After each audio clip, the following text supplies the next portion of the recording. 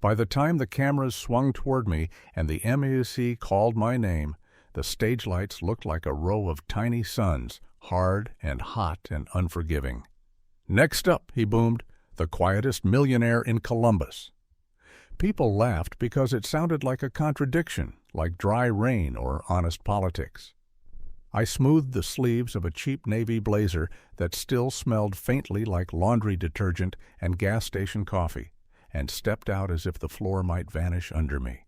On the big screen behind me, the conference graphic read, "Founders Who Didn't Brag." I took the mic. I didn't start with my app, the automation stack, the affiliate web of niche e-commerce stores that sold oddly specific things like industrial seed trays and ergonomic ladles. I didn't lead with the crypto arbitrage or the 5:30 a.m. habits that made banks think I lived on spreadsheets. I started with a kitchen table scarred by cigarette burns and a woman who closed a suitcase like she was zipping up the door to our life. "She left me for a rich lawyer," I said, and the room got a hum, the pitch people make when the drama starts. She thought I was broke and boring. She thought I was going nowhere.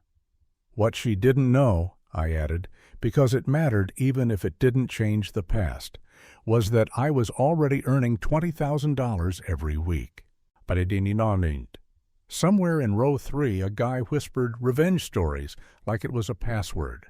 And I told it backward, because that night the inverted version tasted saltier and truer, how I became the after, then the during, then the before. The before was a rental house off Morse Road with siding the color of old oatmeal and a front yard dandelions had claimed like a tiny revolution. A grill I bought second-hand. 2 camping chairs with a rip in one armrest. Ohio sky flattened by humidity. We were the kind of American couple who compared mortgage rates like football scores and told ourselves, "This is life. This is family stories. This is the slow march from IKEA furniture to real wood." We were both 31. She had a laugh that used to jolt birds off fences, and I had a habit of making lists with a black Sharpie and pinning them to the fridge like proclamations. She said I was steady early on, which I took as a compliment until steady slid into static, and static turned into stuck. The day the lawyer entered our orbit, he arrived at a backyard birthday party balancing a boutique cake and a grin as glossy as a lamppost in the rain. He wore a watch that flashed like a sword when the sun hit it. I grilled brats and squinted at my own reflection in his sunglasses and decided he was the kind of man who called bartenders boss and didn't mean it kindly. In the months before she left, I built an invisible empire at our kitchen table. At dawn, while she slept with her cheek pressed into my old high school hoodie, I ran scripts that crawled price deltas between exchanges and liquidated micro spreads. I wrote product pages for weird things that, somehow, against the odds, people buy. A silicone spoon rest shaped like a canoe. A cat tunnel that collapses like a spy device. A wood conditioner old men in flannels swore by on Reddit threads. My margins weren't luck. They were the work you do when nobody is impressed. Every week, $20,000 or a hair more slid into accounts under different LLCs, like rain into underground aquifers. Quiet, clean, legal. I kept it quiet, not because I was saintly, but because I belonged to the cult of under-promise, over-deliver. My dad raised me to mistrust big talkers. The loudest guy at the bar never showed up on moving day. Besides, the money was never the point. The point was a private kind of victory, to build something robust enough to withstand a winter, a layoff, a divorce. I did not know I would need the last one. The lawyer's thing was theater. He made jazz of a room. He spoke in movie trailers. "Listen, the play is this." He said billable the way a preacher says beloved. He tested phrases on my wife like she was an audience he owned. "Woman like you deserves a window table at Ocean Prime. Your energy is wasted on small plans. Life's short. Champagne's cold." I kept thinking, this is a cheating stories prequel. This is the pilot episode of Infidelity Stories. Someone in family drama stories would pause the frame and say, "Here's where he shows up with the cake." It wasn't that she was cruel, it was that his world was louder, shinier, curated like an Instagram grid where the only acceptable colors are marble and gold and navy. One night, she came home wearing a new perfume that smelled like a floral lawsuit and told me, like she was doing me a favor, that I lacked ambition, that relationship stories don't get better by keeping your head down, that she felt invisible in a life where the biggest surprise was Costco samples. I should have told her then about the accounts, the revenue, the quiet avalanche of wins.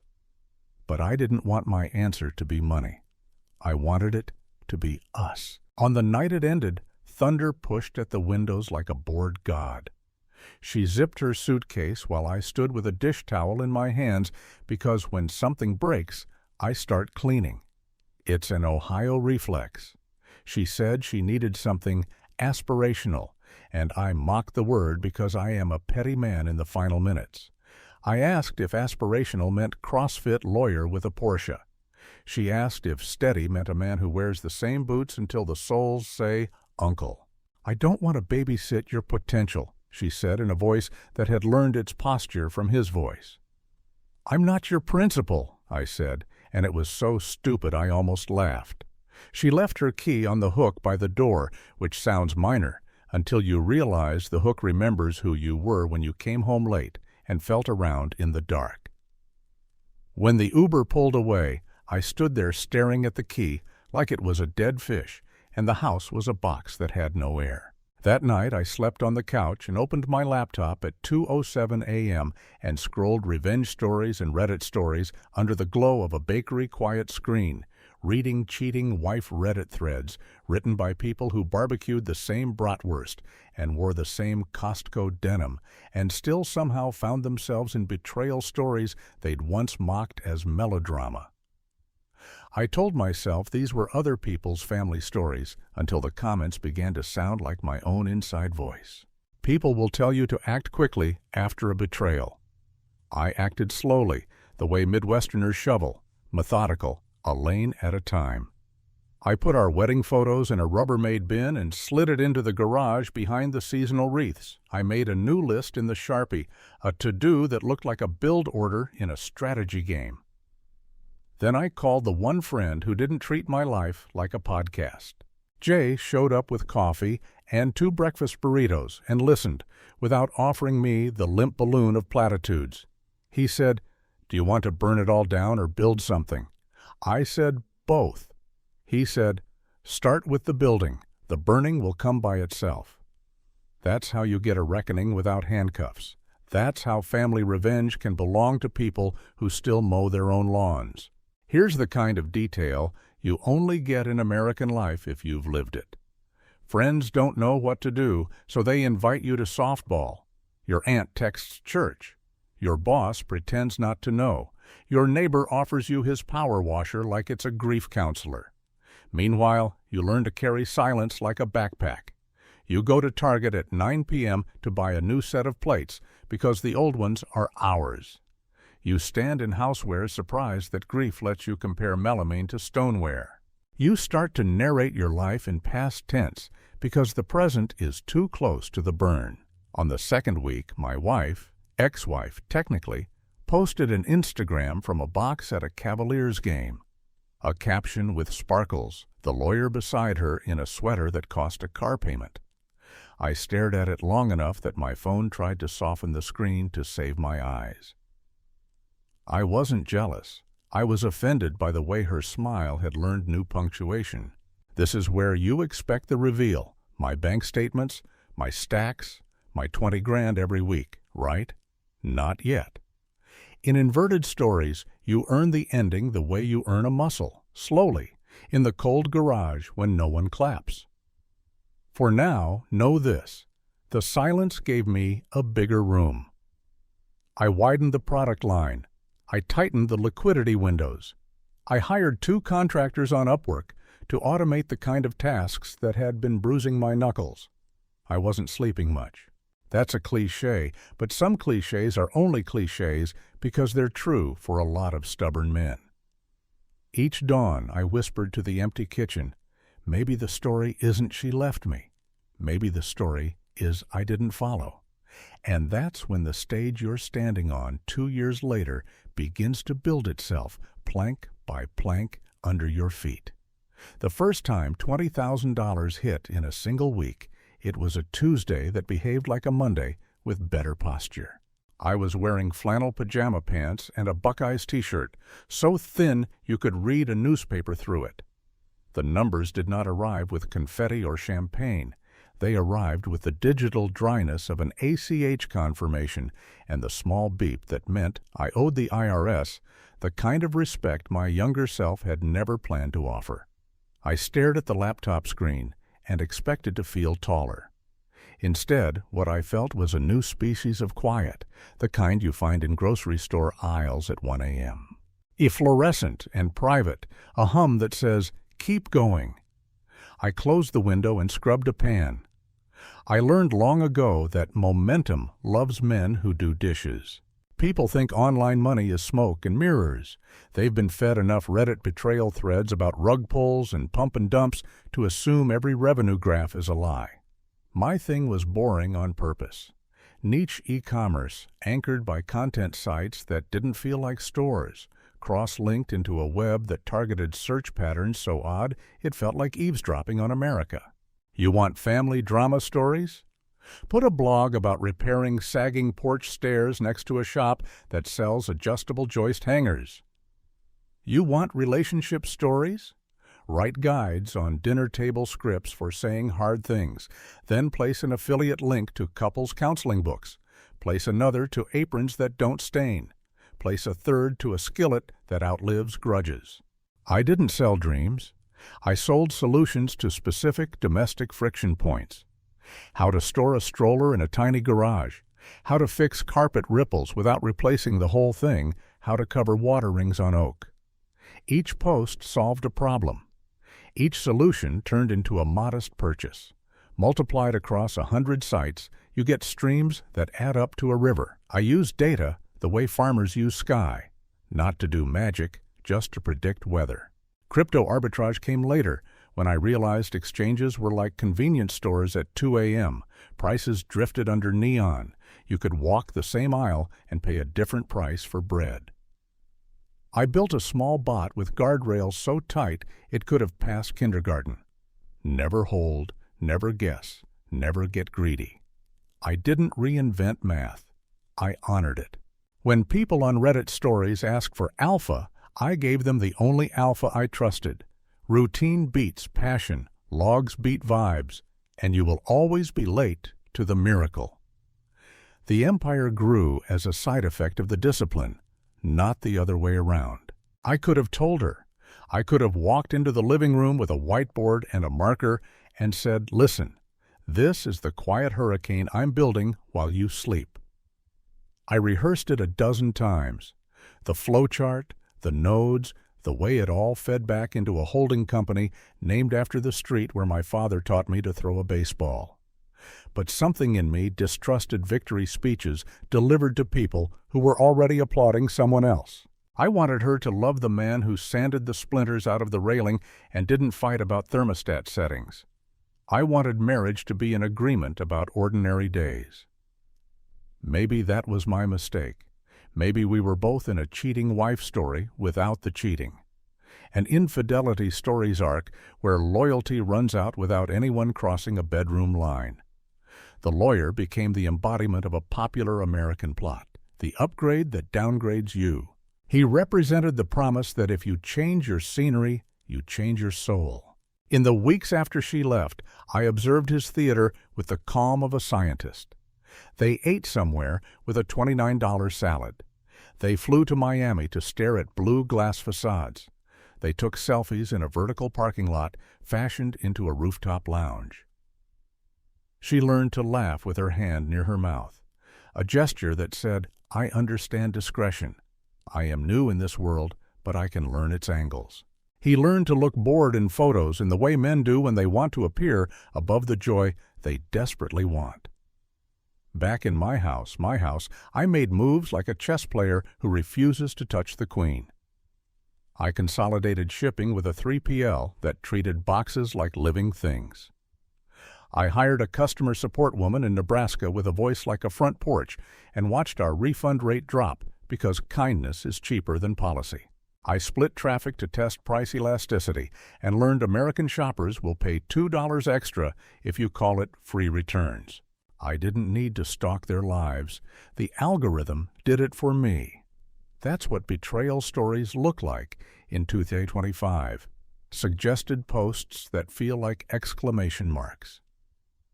You might like the yes, the app offered, and what it meant was, you might like to see how she smiles when he pretends to whisper in her ear.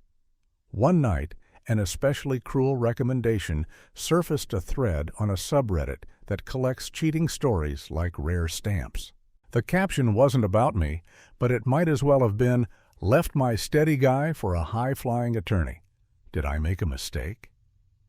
Comments split into teams like it was Ohio State. Michigan. The top one said, there's a whole sub called Reddit Betrayal Diaries for this. Read 3 posts and tell me if you still think champagne fixes loneliness. Another linked to a cheating wife Reddit megathread that collected wife cheating short story fragments like scalps. Husband refuses to sign birth certificate. Cheating wife gives birth to mixed baby. Every grim mosaic you can imagine. I felt sick and also, God help me, seen. Americans are forever trying to turn pain into a genre. The upside is you discover you aren't the first fool in line. Jay kept showing up. You ever going to tell her? He asked once, nodding at the spreadsheet.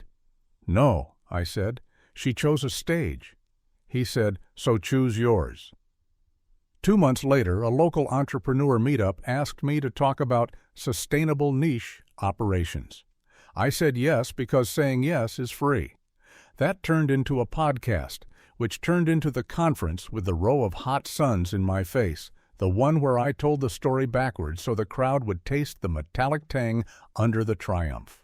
On stage, I confessed a thing I hadn't admitted to anyone, that success did not soothe me so much as steady me.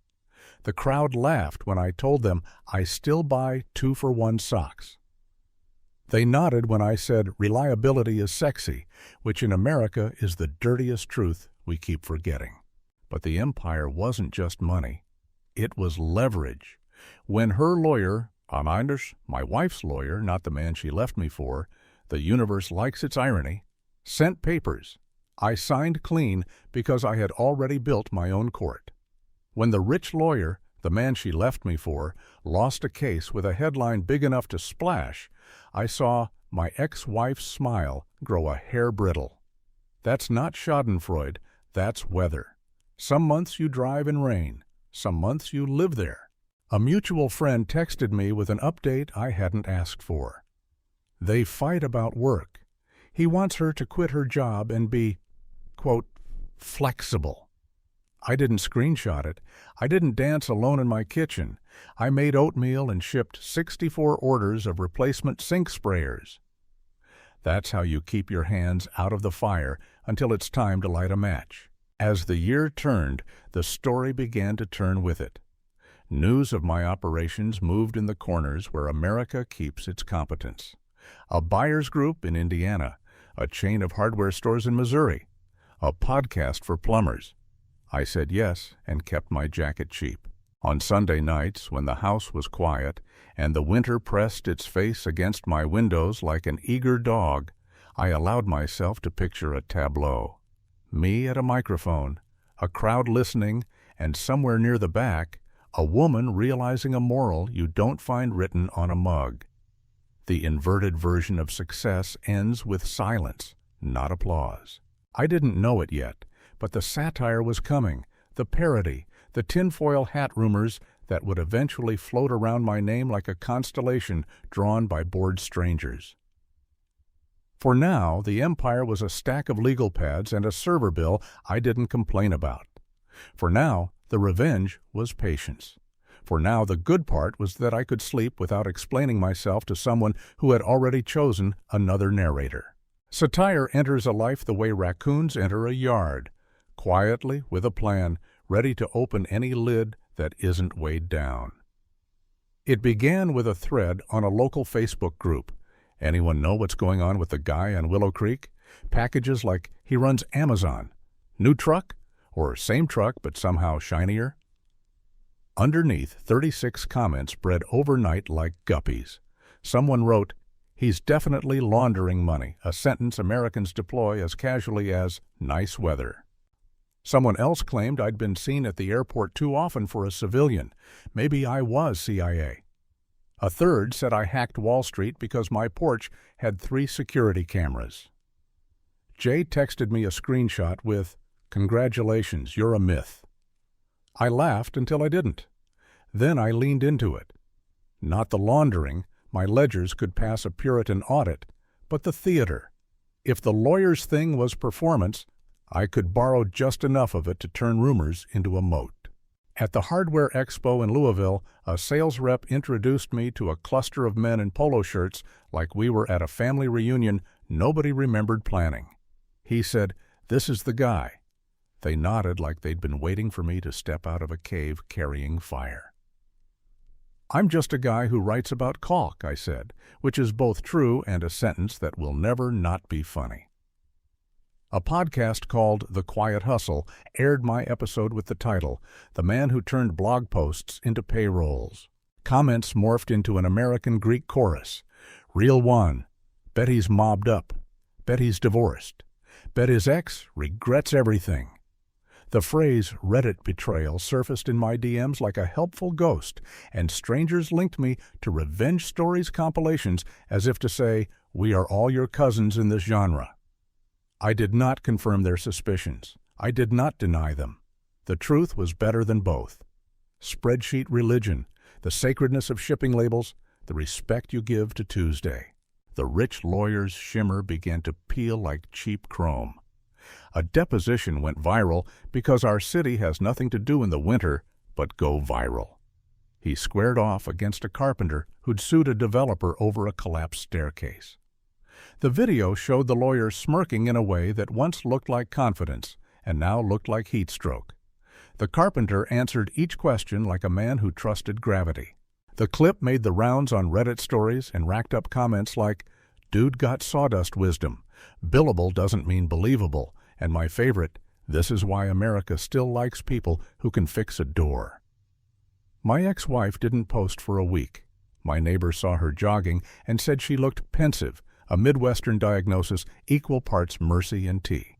Parody nudged closer. At the Midwest Founders Summit, a TikToker staged a skit outside the venue pretending to be me. He wore a fake mustache and carried a clipboard labeled "Family Revenge Plan," and as he strutted past the camera, he said, "Step 1, sell sink sprayers. Step 2, betray betrayal. Step 3, go to Applebee's." When the video hit 4 million views, a reporter called to ask if I would comment on the movement. Movement, like I'd invented a new Pilates. I said, "No comment," and then sent Jay the link with 1,000 laughing caps typed out that I immediately backspaced, because men like us don't use 1,000 laughing caps. The tinfoil edge sharpened. An anonymous Medium post claimed I funded community centers as cover for nefarious data collection. In reality, I bought my high school baseball team new jerseys. Twitter, the platform formerly known as Twitter, speculated I was a front for an inherited fortune. I posted a picture of my dad's hands, oil cuts, a wedding ring that outlasted presidents. The caption read, "Inheritance." It got 3 likes. That was perfect. If this sounds like a victory lap, remember, satire chews even as it entertains. There were nights I missed the way she fell asleep at the first commercial break. There were mornings I craved the bland comfort of 2 toothbrushes by one sink. Meanwhile, America murmured, as it always does. At a backyard cookout, a woman with lacquered nails asked me point blank if my ex had tried to come back. At church, a deacon shook my hand twice like he was approving a loan. At a Little League game, A father I barely knew nodded toward me and said to his kid, "That's the guy who chose shipping over showing off." So my inbox filled with relationship stories from strangers who wanted me to confirm their chosen moral. Don't brag, and you get blessed. Or tell people you're great, or they will treat you like furniture. Or marry money, and you'll still be cold. I didn't answer most of them because I won't be turned into a fortune cookie. But at night, I scrolled, like everyone does, and I recognized the way we sift through family stories and betrayal stories and cheating stories, as if one of them might hand us a manual printed with our own name. Then came the call that set up the final act. The conference organizer, Hot Sons, remember, asked if I'd keynote the next year. Bigger room, branded lanyards. "We want the story," he said, meaning the one where the poor boy outwits the rich man, where the heartbroken man gets the good thunder, where the humble labor of spreadsheets defeats the professional theater of billable hours. I said yes, because at this point the story wanted to tell itself. A week later, a mutual friend messaged me with a screenshot of a text from my ex-wife. The message was unremarkable. "How are you? Would you ever want to grab coffee?" Until you lay it over a map of our history and realize it was a flare shot into a sky she assumed I still watched. I did not answer. I put my phone face down and packed a box of product samples for a hardware buyer's meeting. Jay said, "You're getting your ending." I said, "Maybe." He said, "Don't go soft now." Soft. The word the lawyer had used to define men like me. The word that made our marriage a classroom where I was always behind. In the satire phase, even fate seems to hire a prop master. My ex-wife began to appear in places where she didn't used to appear, like a character getting extra lines. She showed up at the community 5K as a volunteer in a neon vest, handing out Dixie cups of water like a penance. She liked a photo of my booth at the expo, then unliked it, then liked it again, which is the modern version of writing a letter and tearing it up in the kitchen and throwing the pieces away and then taping them back together at midnight. Mutuals reported she'd cut her hair, which in our small America means something has gone wrong or right. I did not contact her. Not because I'm a saint, because I finally understood that revenge, the kind that doesn't rot, looks like building a life she can't narrate. Meanwhile, our town's rumor engine turned the dial from quiet intrigue to conspiracy podcast. A barista told me a regular swore I was buying up half the block under shell companies. A UPS driver asked if I was the Reddit Betrayal guy, and when I said I wasn't, he winked as if to absolve me of the lie. Online, a thread compared me to a dozen archetypes. The guy in wife-cheating short story who discovers a better self. The man in a cheating wife Reddit saga who signs nothing and loses nothing. The Midwestern hero of family drama who grills with stoic grace. It was all absurd, it was all hilarious, and it all set the stage for the moment that still feels like a magic trick. The one I began this story with. The stage, the lights, the mic, the backward telling. But the true reversal was yet to come, carrying in its pocket a kind of mercy I hadn't asked for and a price I was still willing to pay. Keynotes are strange because they pretend life is a sequence. You pick 5 lessons and hang them like medals on a ribbon, and people clap as if chronology explains anything at all. I opened with the ending. She left me for a rich lawyer. I was already earning $20,000 a week. I kept my mouth shut, and the universe turned my silence into a soundstage. The audience exhaled the way crowds do when the magician shows a dove. I told them about shipping labels, not secrets, about customer service, not genius, about the way America rewards people who learn to be boring consistently. I gave them no gossip, only gravity. When it ended, the line for photos felt like a parade.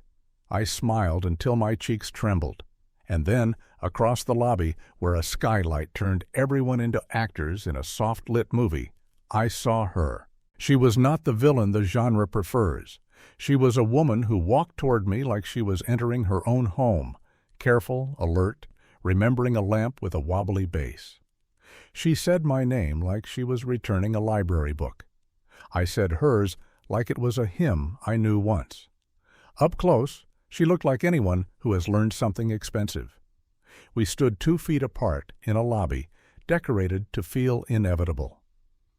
"I saw your talk," she said. "I noticed," I said, and immediately wished for better dialogue. She smiled at the floor. "I thought you were happy," she tried and stopped. "I am," I said. She nodded. She began, meaning the lawyer, then waving her hand in a small American loop that means the plot went as expected. "I'm not here for that," she said. "I'm here because I wanted to say I misread you." I chased the megaphone and missed the song. In a less honest story, one of those bright, clickable relationship stories, we would hug and fade to a kitchen where forgiveness smells like coffee. That is not this story. The moral wasn't cold, it was precise. "We were both wrong," I said. "I hid things. You believed volume was virtue. We both wanted a life that would applaud us." She laughed once without joy. "I thought ambition came with a valla," she said. "Turns out it just comes with invoices." We could have stood there unpacking a whole library of family drama, a syllabus of betrayal stories and cheating stories and infidelity stories, all of them wanting to be the teacher. Instead, we did the American thing. We gave each other a pass that looked like politeness. "Do you want to get coffee sometime?" she asked. The room tilted a quarter inch. The inverted fairy tale wanted me to say no with relish, the way a man in a cheating wife Reddit thread announces his boundary with a gavel. But the real power was in refusing to turn her into a trophy or a villain. "I'm okay," I said, and felt the sentence land without echo. "I'm proud of you," she said, and maybe she meant it, and maybe she meant it in the way people mean, drive safe. We stood there a moment longer like we were measuring a room we once both owned. Then she walked away, and the rumor mill did not explode, and the band did not play. After, I did what I always do when the narrative threatens to outgrow the truth. I went home and took out the trash. I made spaghetti that tasted like Tuesday. I packed 3 orders, printed 4 returns, answered 5 customer emails.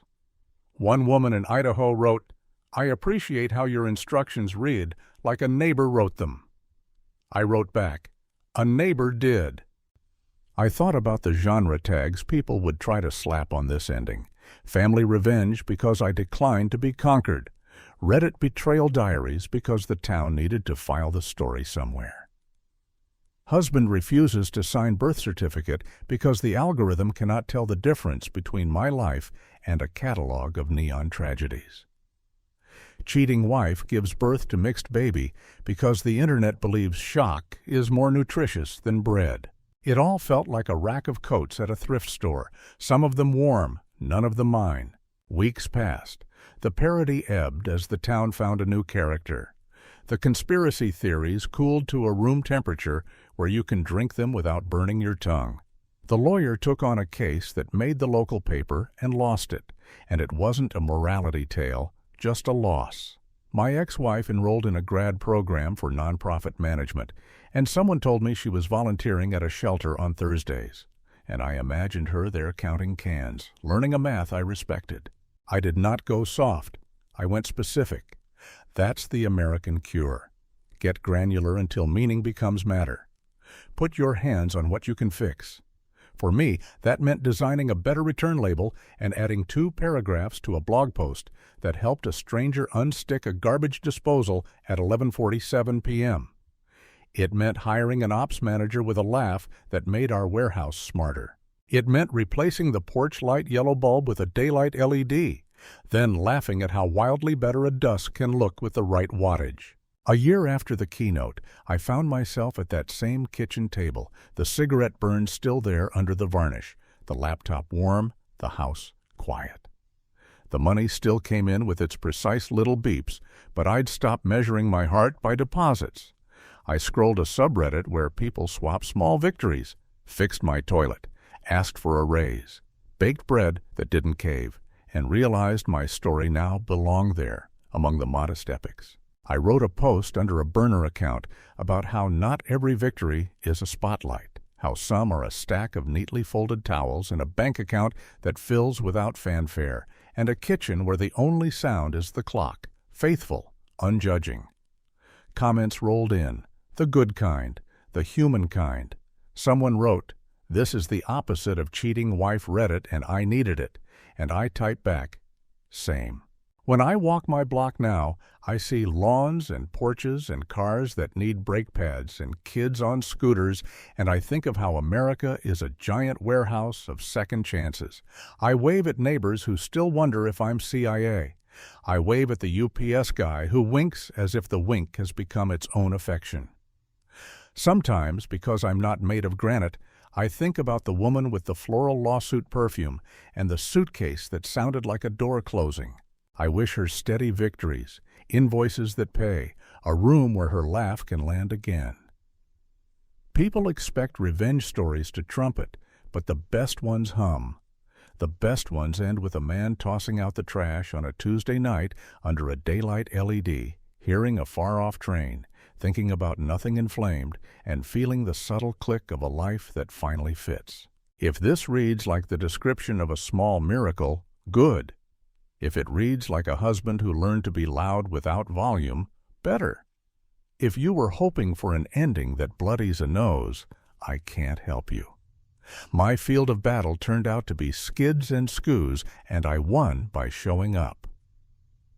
In case it matters to anyone keeping score, yes, the revenue holds steady. No, I don't own half the block. Yes, I still shop sales. And if you came here for betrayal stories or family drama, I have a lesson I couldn't have learned any other way. The quietest millionaire in Columbus is also the most boring, and that is how I sleep.